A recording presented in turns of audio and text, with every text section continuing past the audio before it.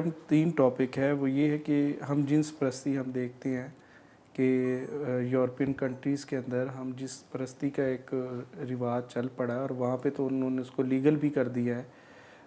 باقی یہ کیا واقعی ایک بیماری ہے یا یہ واقعی ان لوگوں کی جو ہے وہ نیڈز کو جو ہے سیٹسفائی کرنے کے لیے وہ کرتے ہیں؟ تو اس کی کیا نفسیات کیا کہتی ہے اس بارے میں؟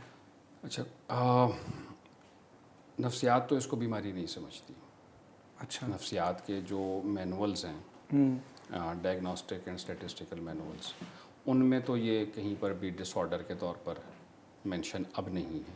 کسی وقت میں ہوتا تھا میرے خیال میں، if I am not wrong, میں غلط ڈیٹ نہیں بولنا چاہ رہا، لیکن 1981-82 تک جب تک DSM-3 آیا تھا تب تک ہومو سیکشولیٹی کو بیماری کے بالکل بیماری کے طور پر لکھا ہوا تھا، موجود تھا. ٹھیک ہے. اب نفسیات اس کو بیماری کے طور پر ہمارے مینولز میں اس کو ایز این النس ڈکلیئر نہیں کیا جاتا.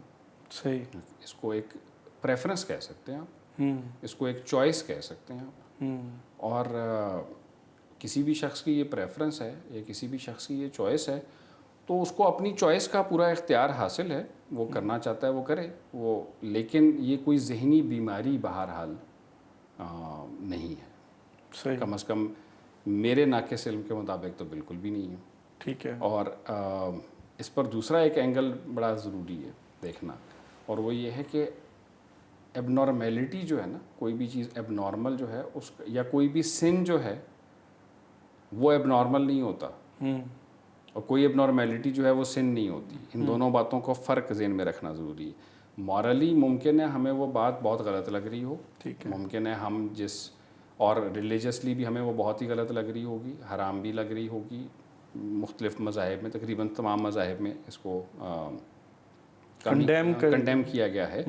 وہ ایک بات ہے، لیکن کیا یہ ایک میڈیکل کنڈیشن بھی ہے اور میڈیکل ڈیزیز بھی ہے؟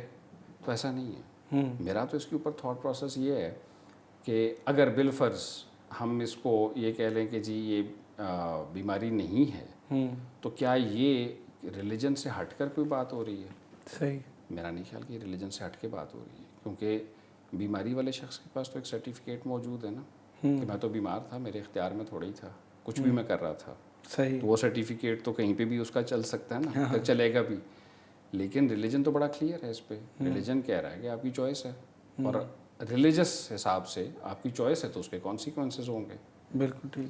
تو میرے حساب سے تو یہ اب الائن ہوئے ہیں دونوں، کہ جو ہومو سیکشولیٹی ہے اٹس اے چوائس، ہر شخص کی چوائس ہے، وہ اس کو اختیار کر رہا ہے، وہ اس کے کانسیکوینسز بھی اس کو اسی حساب سے ظاہر ہے. میں اپنی چوائس کا جو بھی کانسیکوینسز ہوں گے وہ بھی میں پوری طرح قبول کر رہا ہوں گا. بیماری سے اس وقت اس کا کوئی ہمارے مینولز کے حساب سے یہ بالکل بیماری نہیں.